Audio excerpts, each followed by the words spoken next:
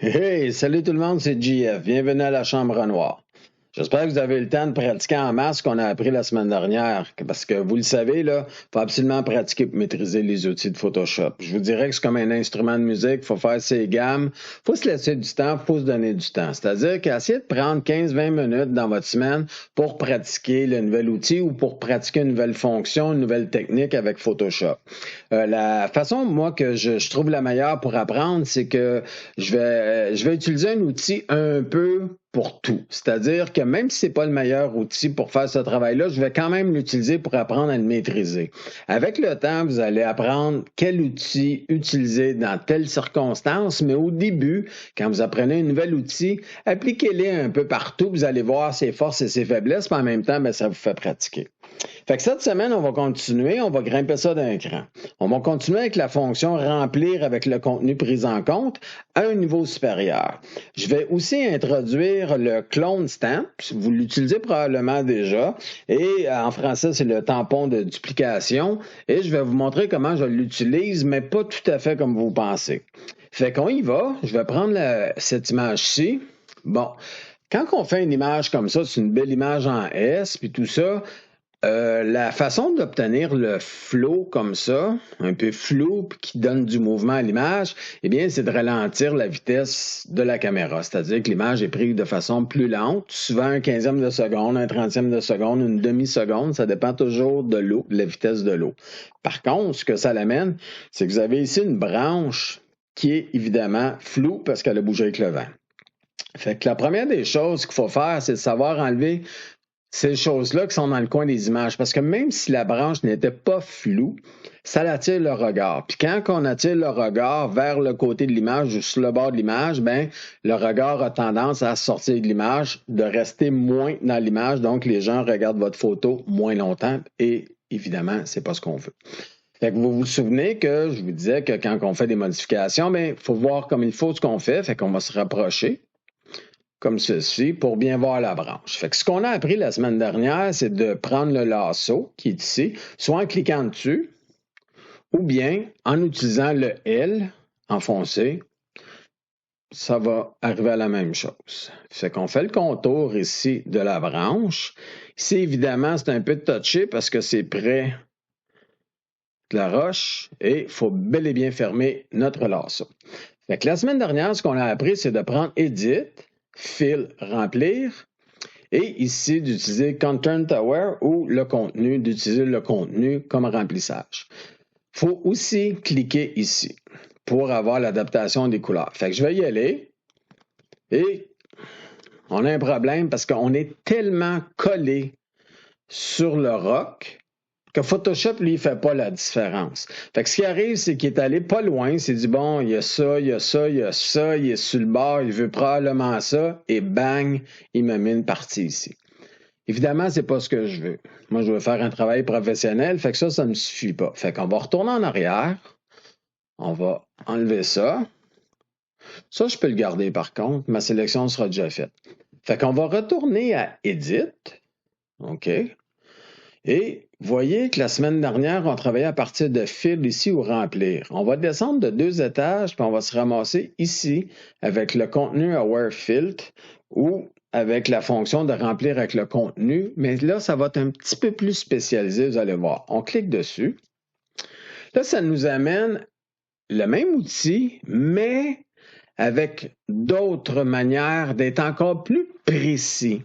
Fait que toute la partie que vous voyez ici à gauche, qui est verte, c'est là que Photoshop va aller chercher de l'information pour pouvoir remplir la partie qu'il y a là et vous en débarrasser en même temps.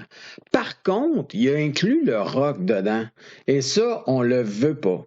Comme vous pouvez voir, le cercle que j'ai, que je promène ici, je ne sais pas si vous allez le voir à la caméra, mais il y a un petit moins dedans. Ça, c'est pour enlever des choses. Fait que là, ce qu'on va dire à Photoshop, on va rapetisser le pinceau parce que c'est un peu petit. Comme vous pouvez voir, c'est la braquette qui est ici, qui est à gauche, que je prends. Et je vais aller enlever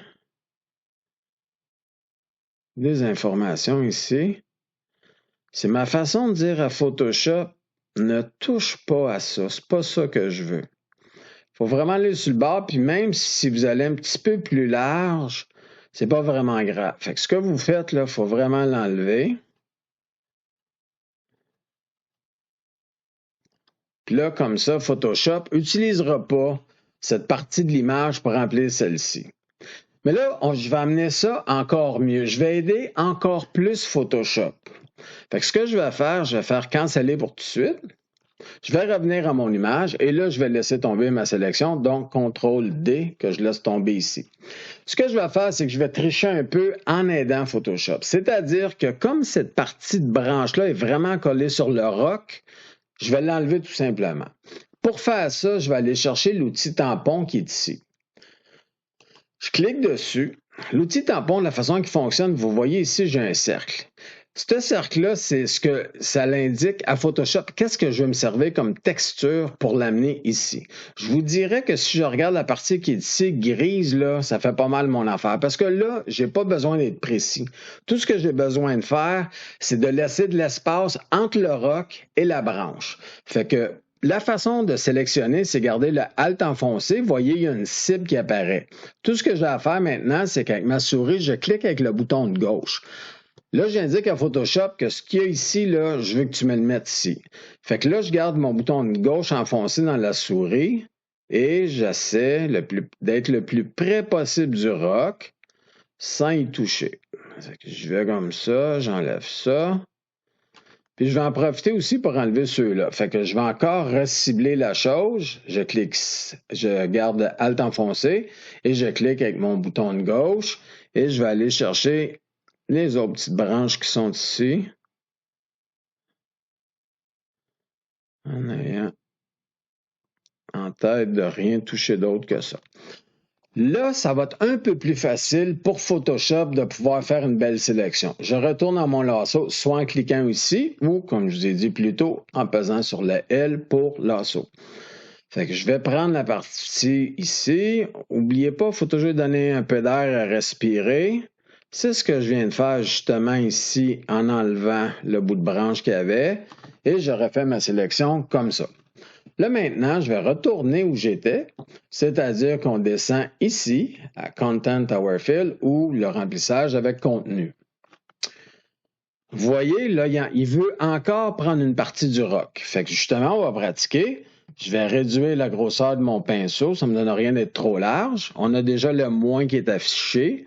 Et je vais aller sur le bord du roc, m'assurer que Photoshop n'utilisera pas cette partie-là. J'en enlève comme ça. Et maintenant, tout ce que j'ai à faire, c'est cliquer sur OK. J'enlève les points de cible pour qu'on voit bien le travail.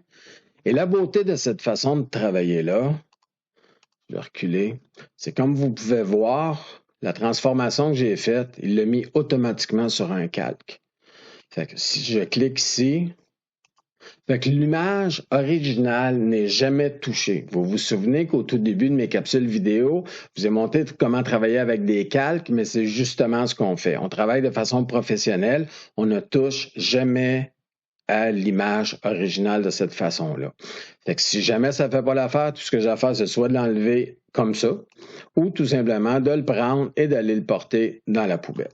Fait qu'on va s'arrêter ici cette semaine. Fait que maintenant que je vous ai montré la façon professionnelle de travailler avec cet outil-là, ben j'espère que vous allez avoir du temps pour pratiquer. Sortez des photos, c'est le temps de chercher toutes sortes de photos. Hein? Ça ne s'applique pas seulement à des photos de paysages.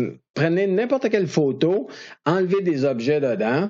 Vous allez pratiquer, puis à un moment donné, ça va devenir une seconde nature, puis ça va s'enlever tout seul. Et comme vous pouvez voir, s'il n'y a pas personne qui a vu la photo avant, c'est vraiment du travail de professionnel. Fait que je vous souhaite une belle semaine, puis pratiquez comme il faut. On se revoit avec une autre capsule la semaine prochaine. Ciao!